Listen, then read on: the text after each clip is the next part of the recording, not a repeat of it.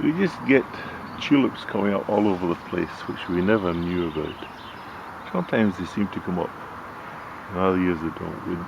Neither my wife nor I remembers planting these yellow tulips. And those are the little anemones. The blue ones come out. They seem to spread very well, and the white ones just around about this.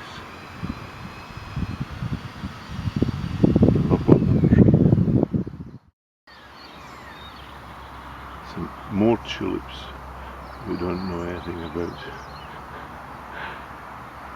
I don't know, perhaps they've been buried so deep in the soil that they're only beginning to come up. It must be a Sunday morning. People are out using their power tools. This is a variety of Narcissus daffodil, I suppose. It's called Ice King. But,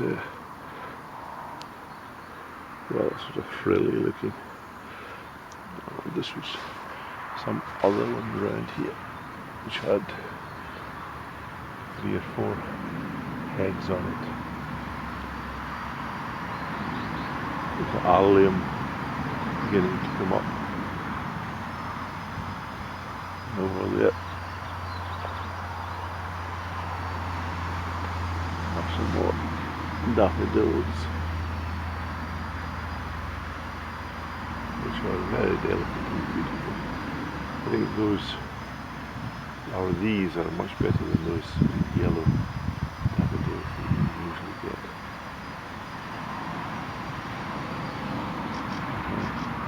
Little section over there. The bleeding hearts are beginning to put out their flowers. It's just shot up since the last time I photographed it. Nice plant.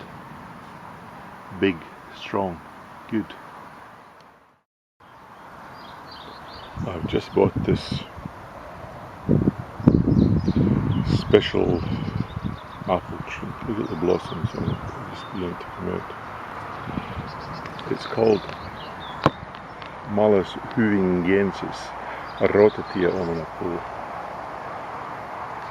And Rhotatia is railway omena apple tree, railway station apple tree, and it was discovered at the Hooving Cow.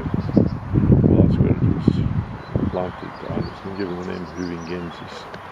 And it's an apple tree which, what does it say here? It's Rhipo oxynum, so it's a weeping apple tree, and it's been grafted on 150 or 180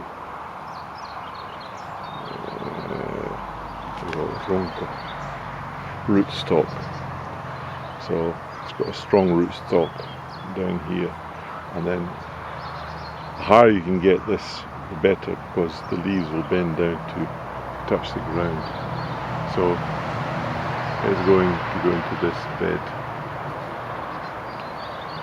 and it says it also gives little apples here, 3 to 5 centimeter yellow apples, which are economic in use. You can use them, but I suppose it's more for decorative purposes than anything else. These are all the plants that we've dug out from that big main flower bed.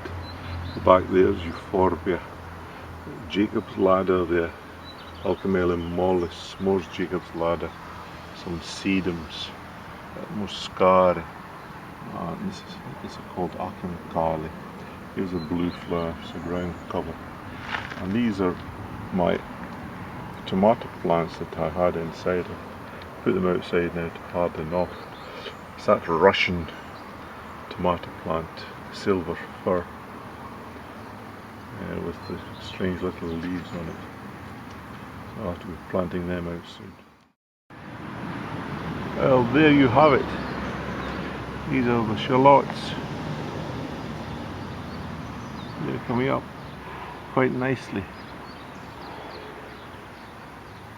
These are the ones that I bought from the shop. And down there are the ones that I saved from last year. Doesn't look like there's much difference between them. No, mine are better, I think. And over here are the yellow onions that I planted. And underneath here, this Harsel fleece is the red onions.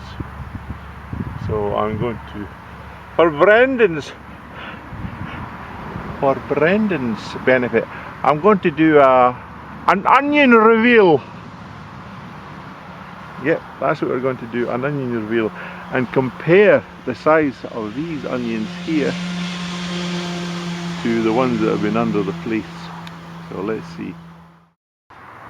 Well, hello chums, and I hope you're having a great day. Now it's time for the great red onion reveal. Those are the onions there that have not had any fleece on them, and the ones behind it are the ones with the fleece. Now I'm going to take the fleece off and see if they're any bigger. So let's do it.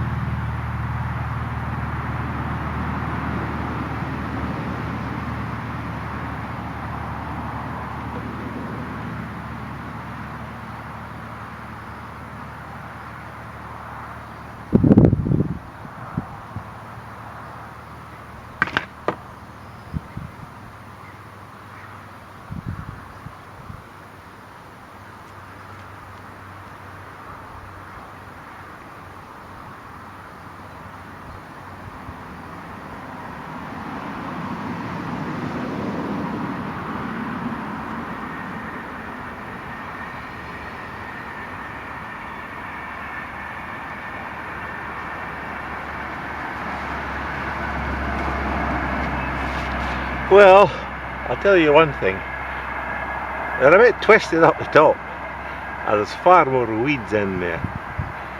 So it brings on the weeds as well as the onions, I think. And I expect that once they begin to straighten out, they'll be bigger and better than the onions that weren't under the fleece. There they are, the onions, and it looks like I have an ant infestation here. Those little ants. But I think that once these leaves begin to straighten out, then the fleece, or the benefits of having the fleece, will begin to show. And here's a wee reveal for Dale. Just look at these little babies underneath here. You know what those are? There's daikon.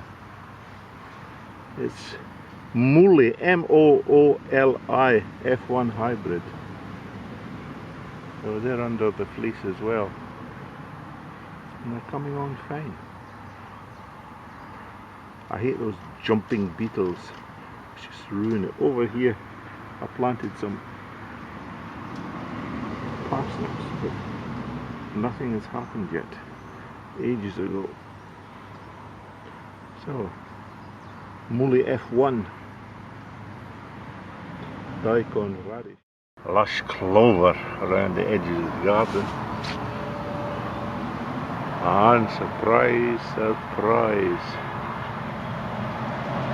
Let's look at the garlic. Growing very well. Nice green leaves, firm stalks. I think those tips, those are the ones that suffered perhaps over the winter. The new stalks are coming up fine. So hopefully we'll get a good garlic harvest.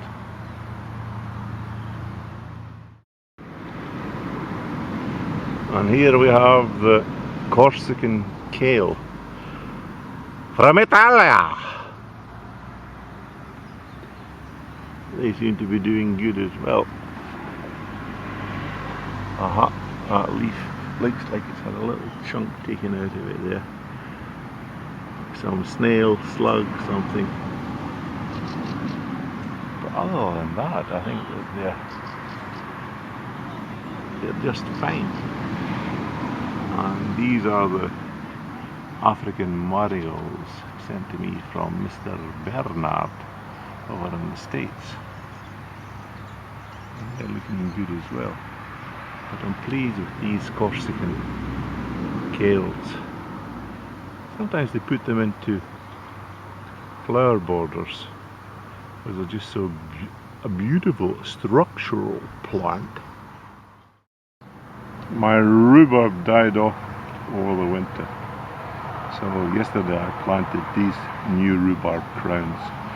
This is Victoria. I think its long name is Alberton Victoria, but it's known as Victoria. It's supposed to be really big leaves, so it's up on top of this big mound that I've planted here. And here you can see there's a little crown there. That is red champagne. So I've got two different rhubarbs growing. And Dave over in Newcastle, he's already eating his rhubarb. Looks like we might have an ant infestation here. There are ants all round about it. I wonder why. Most likely it's because I've got compost in it. You see them walking about. This is this blue or lilac Ogritia. It's being swamped by this thyme.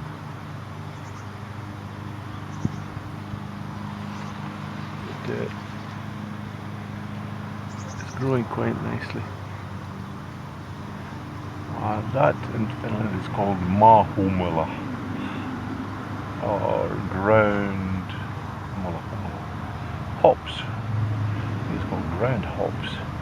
So the invasive weed gets all over the place. Look at that, how that's creeping forward as well. I wanted to cover all this area here with thyme. It's spreading out lovely. Some geranium coming up there, and then behind it there's muscari, and lastly some more mysterious tulips. Beautiful and red.